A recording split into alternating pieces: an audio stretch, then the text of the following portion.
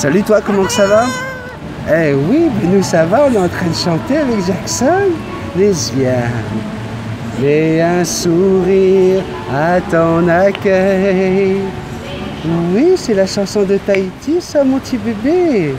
Eh oui, bienvenue, j'ai décidé de vous offrir mon petit café aujourd'hui directement au salon de Tahiti à Montréal. Pour ceux qui ont mon Facebook, vous avez déjà vu quelques images.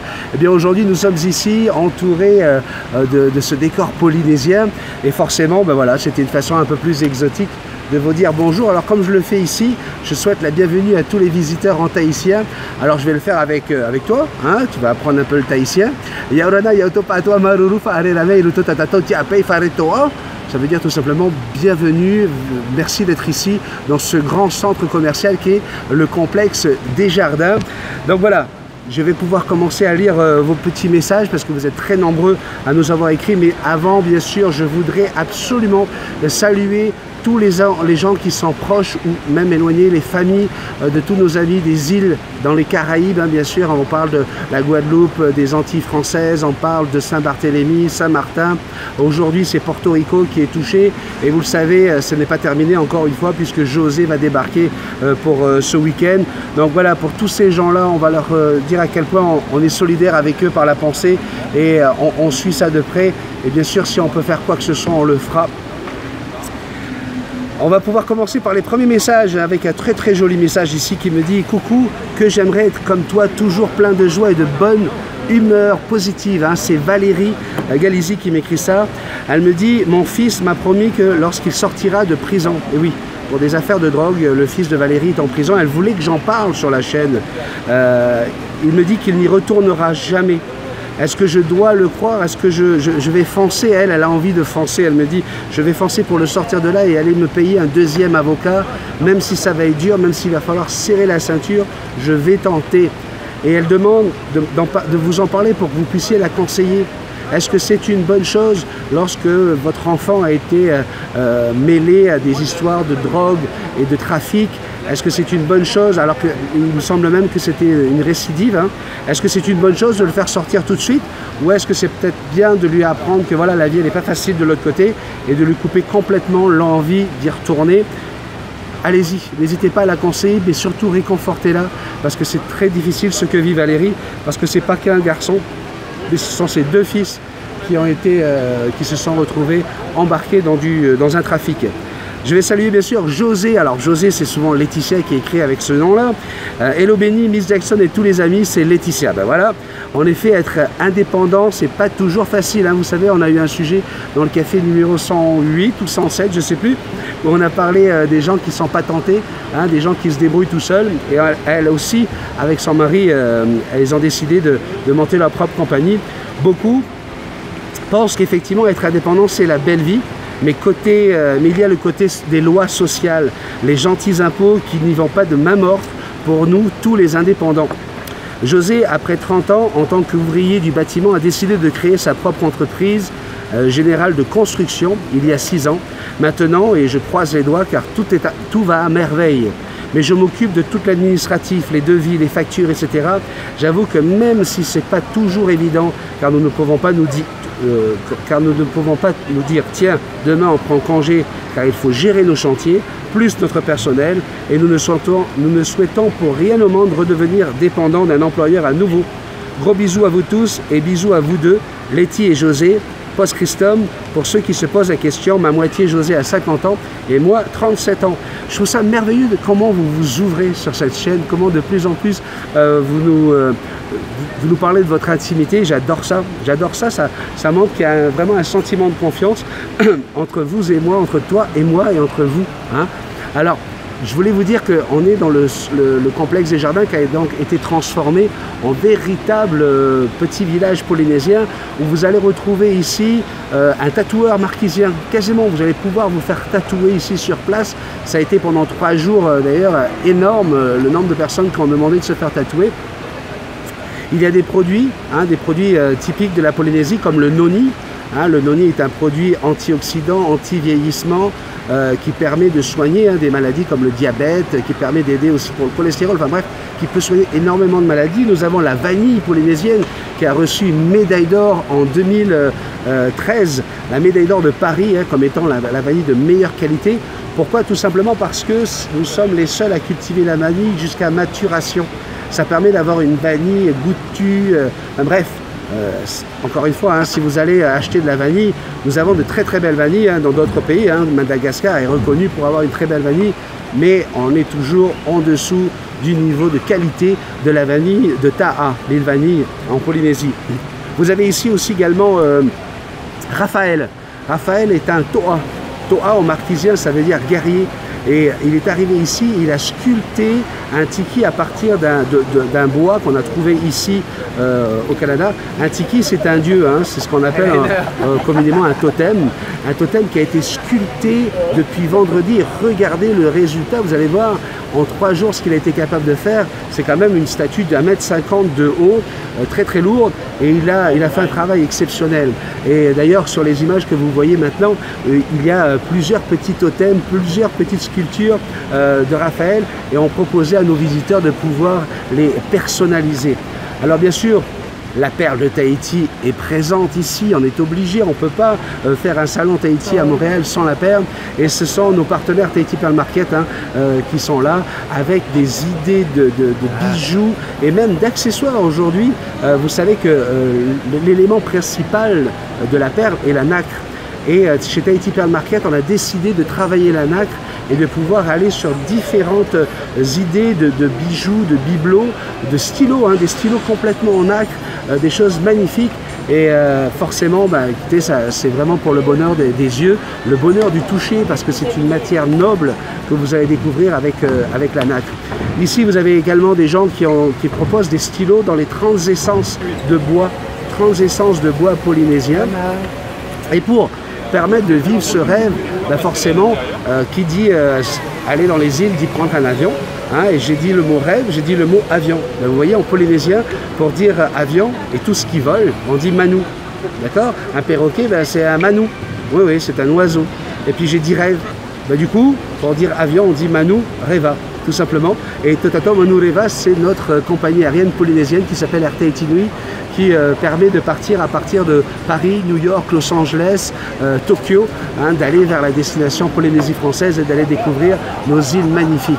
Voilà, j'ai fait à peu près le tour. Bien sûr, pendant le salon, nous avons offert aux Québécois des spectacles de danse polynésienne, puisque ça fait complètement partie, c'est ancré dans notre culture polynésienne, et on a permis à beaucoup de gens justement de se lancer sur la piste de danse pour pouvoir danser avec nos danseurs et danseuses. Voilà, c'était la petite parenthèse dans ce café pour vous montrer les images un petit peu du salon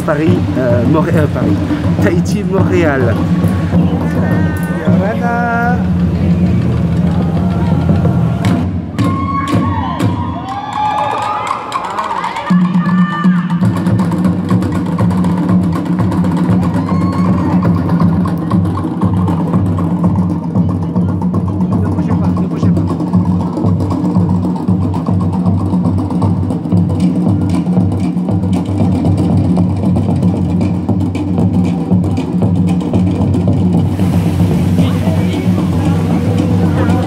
Yaorana. Maïtero. Pas assez dormi, mais c'est pas grave. C'est ça. Yaorana. Ça va bien? Oui, ça va, Roa. On aurait dormi un peu plus, mais c'est pas grave. Ça va? Yaorana, Melinda. Yorana. Ça va bien? Très bien, très bien. T'es heureux. Ça va, Louis.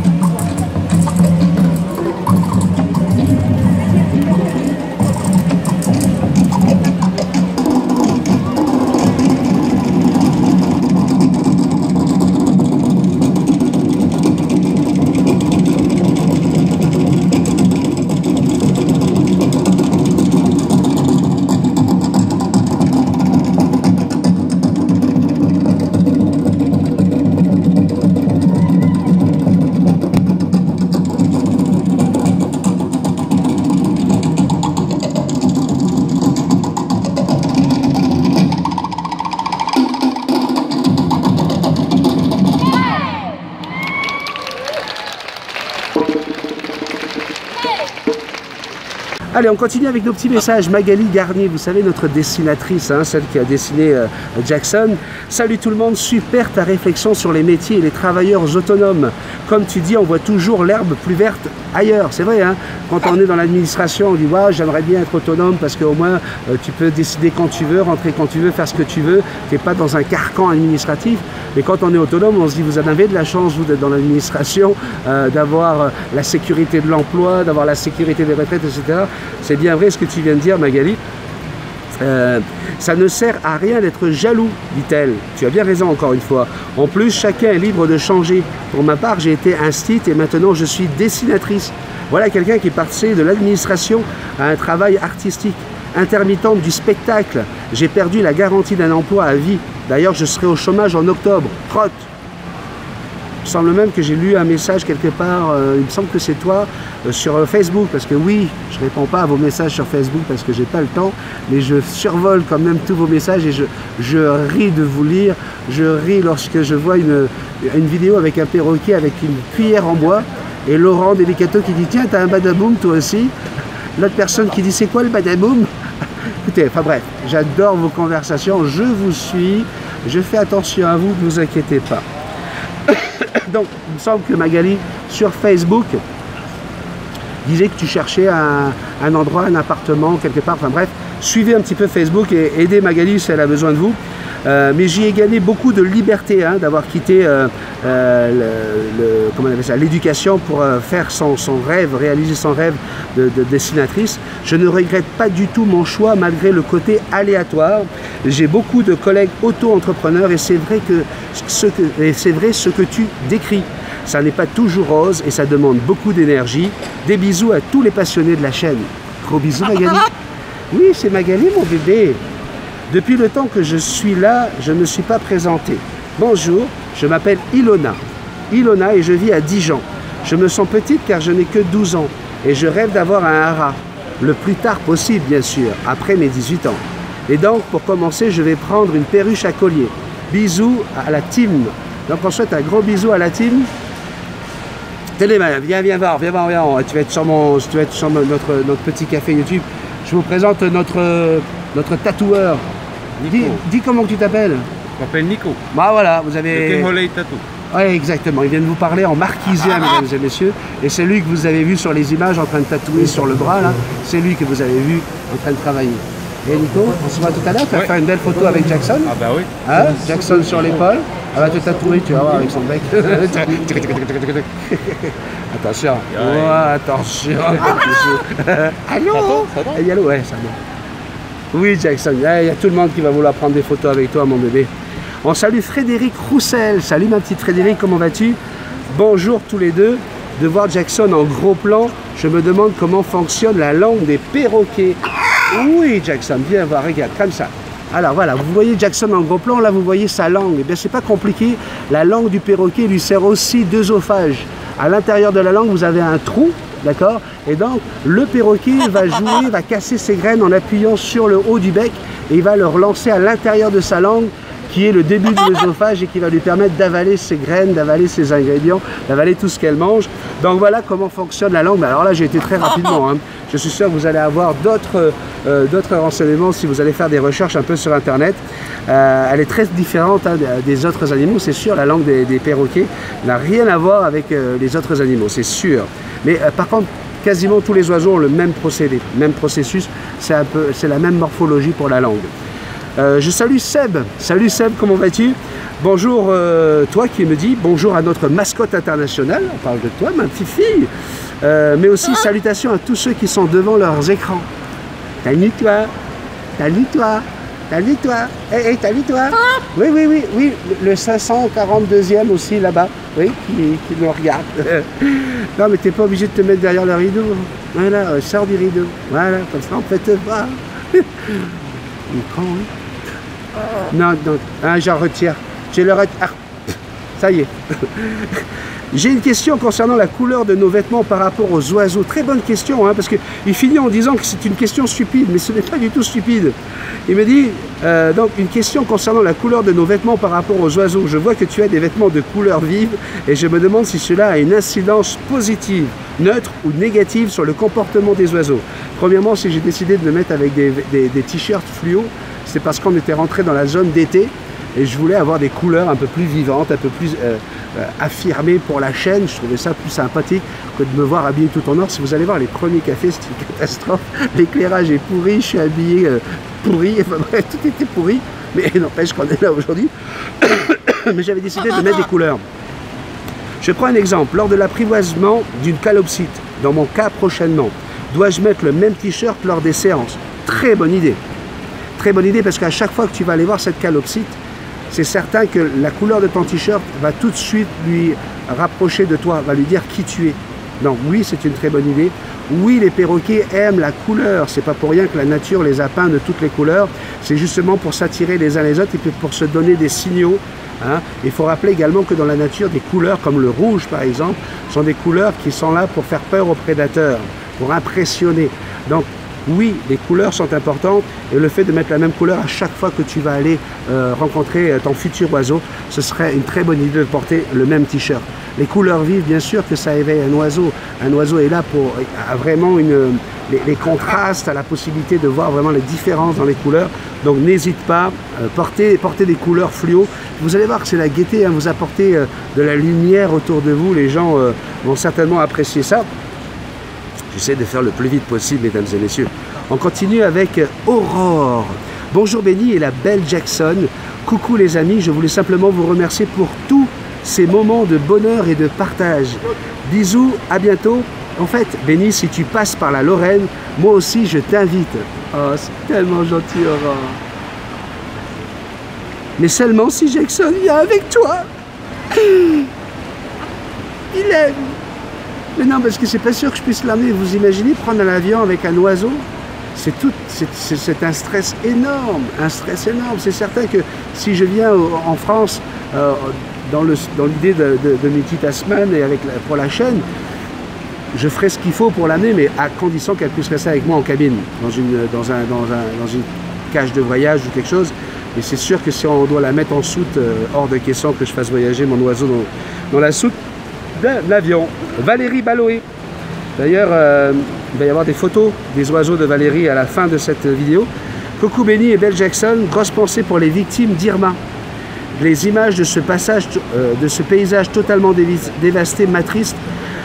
Et un deuxième ouragan, José, effectivement arrive, hein, ça va être samedi et dimanche sur ces lieux, mais il va être plus doux. Il n'est pas comme Irma de catégorie 5. Hein. Vous savez que Irma a été repassé, rétrogradé en catégorie 4 et il vient d'être remis en catégorie 5 pour ce week-end, alors qu'il s'approche des côtes de la Floride. José est beaucoup plus calme, hein, on va dire que ce serait plus catégorie 2 ou 3, avec des vents maximum de 130 à 160 km/h. Donc on s'attend à quelque chose d'un peu plus doux pour le deuxième ouragan qui arrive bientôt sur les Caraïbes. Qu'est-ce que je dois vous dire encore? Gros bisous à toi Benny, la belle Jackson et tous les amis de la chaîne. José, encore une fois, bonjour Benny, tous les amis et la belle Jackson. Comme l'a expliqué notre gentil Big Boss Laurent, c'est la catastrophe sur les îles, une pensée à tous. Quelle tristesse de voir autant de mauvaises nouvelles entre les idiots qui lâchent des bombes et qui font mumuse avec des bombes, des missiles et de la nature qui se révolte. C'est la fête. Heureusement que nous avons notre chaîne de bisounours. Merci Benny et quel beau message de Julien. Gros bisous à vous tous, Letty et José.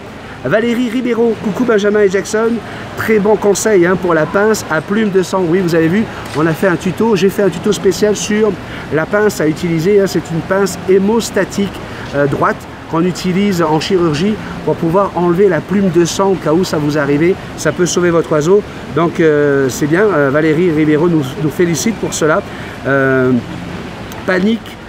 C'est souvent la panique hein, lorsque ça arrive, donc c'est bien d'être, comment on appelle ça, équipé. Hein. La pince à plume de sang, malheureusement quand les gens voient du sang, c'est la panique et ils sont sans connaissance et de juste en parler peut soulager car ça a déjà été vu, donc vous allez pouvoir utiliser le tuto. Arlette, bonjour à toi et Jackson. Salut Arlette. Oui, Où puis-je te contacter car j'ai une petite question qui concerne le perroquet Amazon à front bleu. Tes vidéos sont un régal. Le bonjour depuis le sud de la France. Donc tu peux me contacter tout simplement sous cette vidéo. Je ne vais pas vous donner mon numéro de téléphone, ça va vous coûter beaucoup trop cher. Là c'est gratuit. YouTube, juste en bas de la vidéo, tu m'écris comme font les autres gens, ou sinon tu vas pouvoir m'écrire sur l'adresse courriel de notre chaîne qui est multitascman777@gmail.com. Marie-Claire, bonjour à la Sublime Jackson et à toi. J'ai eu une pensée pour toute la communauté qui ont subi et ceux qui, dans le peuple haïtien, vont vivre cet ouragan. On ne peut pas rester insensible à ce phénomène et pour ces personnes vraiment attristées, toute pensée positive pour ce peuple, toi et ta Sublime Jackson également. Merci et hâte de ta prochaine vidéo. Elle est là, hein, elle est là la prochaine vidéo. Renard, bonjour Béni et tout le monde. Quelle taille de cage conseilles-tu pour une perruche ondulée? Peuvent-elles supporter la solitude ou il faut qu'elle soit minimum par 2? Merci d'avance pour la future réponse. Allez regarder mes vidéos, je vous explique comment on doit adopter une perruche. Si vous voulez avoir la même relation que j'ai avec ma grosse perruche, eh bien il faut en prendre qu'une seule, parce que si vous en prenez 2, c'est certain qu'elles vont s'attacher l'une à l'autre. Ça sera plus compliqué, sauf si vous les élevez en même temps, où là vous allez peut-être pouvoir les adopter toutes les deux, les apprivoiser ensemble. Catherine Dossi, ma chère Catherine, Multitascman, oui, ça dépasse l'entendement. Le 15 septembre, ici, un procès va avoir lieu pour un chat battu et torturé à mort par 5 jeunes en pleine ville et où personne n'est intervenu. C'est terrible ça, de vivre ça. Le monde devient fou. Bisous, bonne journée, encore bravo pour cette page Facebook. Les membres de la famille Multitascman, ils sont très actifs, c'est un vrai bonheur. J'ai l'occasion de parler avec des personnes géniales et genuines. Comme on dit en anglais, c'est un régal. Attention, on continue avec Bilal Antonio. Bonjour à toi, à Jackson et tous les autres. Je suis ton café depuis l'épisode 87. C'est par hasard que je suis tombé sur tes vidéos en faisant des recherches sur les becs crochus. Je voudrais profiter de tes conseils d'expert. Alors voilà, depuis 48 heures, j'ai récupéré une superbe conure EAM de 3 mois qui s'appelle Kim ou Kiki pour les intimes. Mort de rire. Mes questions sont les suivantes. Elle refuse de venir sur mon doigt. Que faire en sachant que c'est une EAM?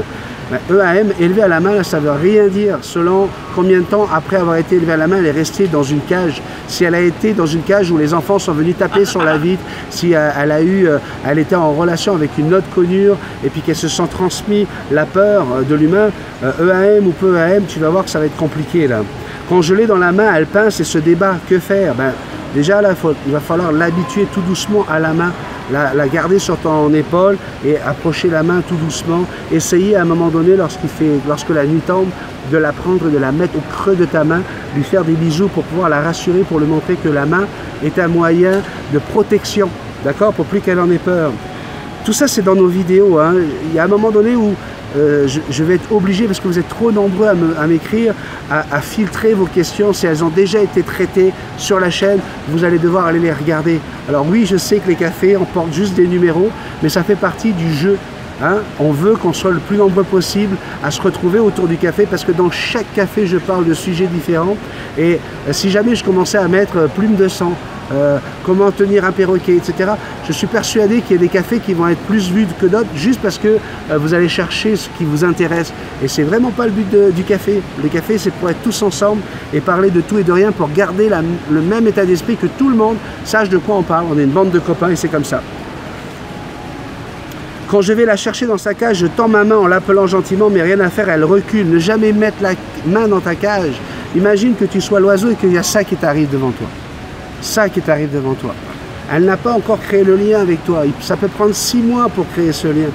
Donc pour l'instant, ça là, c'est très dangereux parce qu'elle va avoir peur d'être dans sa cage et du coup, ça va être un oiseau qui va stresser et qui va dormir avec la moitié à moitié. D'accord? Donc un oiseau qui dort à moitié, c'est un oiseau stressé. Un oiseau qui va rien vouloir apprendre et qui n'aura pas tout son côté cognitif ouvert à l'apprentissage. Par contre, quand je mets ma main avec un petit bout de fruit ou un autre, elle n'hésite pas à venir. Ça veut dire qu'elle n'a pas peur de toi. De toute façon, l'oiseau va toujours aller au-delà de sa peur par curiosité. Donc, effectivement, elle va venir manger dans ta main. Ça, c'est normal et c'est très bon signe. Hein. Ça veut dire qu'au moins, voilà, il peut y avoir cette relation. Mais va regarder les différentes vidéos, s'il te plaît. J'applique tes conseils, patiente et observation, et je ne la force pas. Comme je vois qu'elle n'est pas réceptive, je la laisse tranquille. Merci pour tout, Béni. Amour et paix à tous. Amour et paix à toi aussi.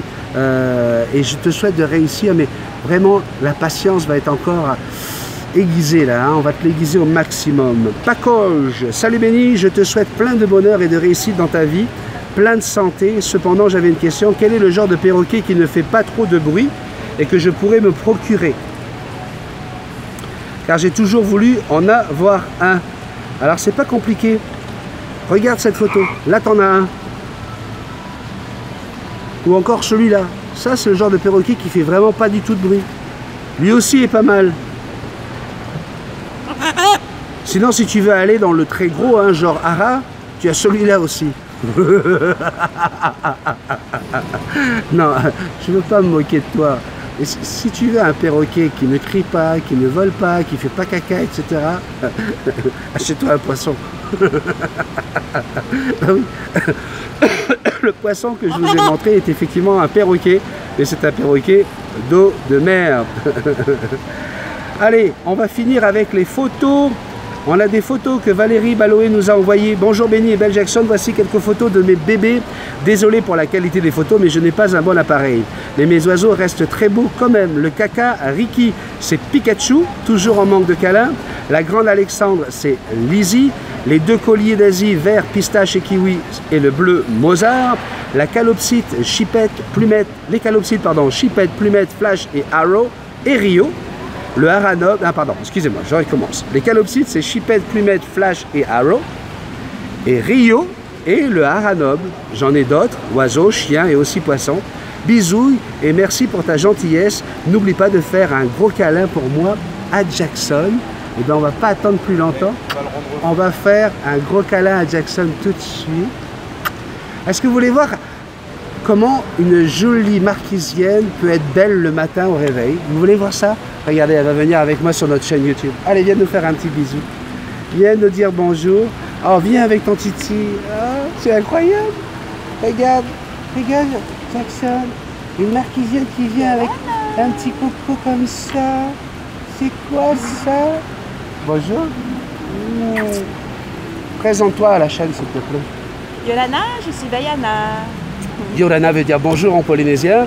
Comme vous avez pu le voir sur les images, vous allez mieux comprendre un petit peu de quoi on parle lorsqu'on parle de ce salon Tahiti à Montréal. Vous êtes très nombreux déjà à avoir été regarder les vidéos que j'ai postées cette nuit sur Facebook. Et vous allez avoir de très très belles en regardant cette vidéo. Je vous dis un gros merci. Merci beaucoup. Et comment il s'appelle ton kiki? Elle s'appelle Jackson. Vikura. Vikura. Waouh. De Rimatara. De Rimatara. Oui. Waouh, il vient de loin cet oiseau-là, mon bébé. Mais oui, il vient de loin, mon amour. Je vous dis un gros merci. Merci beaucoup. Et voilà, un dernier petit câlin de notre bébé Jackson. Salut à tous. C'était le café numéro 109. Je sais que vous étiez très nombreux à l'attendre. Ben voilà, c'est fait. Écoutez, je pense qu'il va être posté pour lundi matin. Vous allez pouvoir le regarder avec grand plaisir. Bisous, bye bye, à très bientôt. On a dépassé le cap des 1910 abonnés. Donc ça va, hein, on s'approche des 2000 très prochainement. C'est vraiment que du bonheur d'être avec vous. À bientôt, merci, bye bye. Donc si vous pouviez dire bonjour à tous les gens de la chaîne de Multitaskman. Multitaskman. Bonjour, C'est on fait compliqué. des bisous. Yes, bravo Jackson. C'est lui, Multitaskman.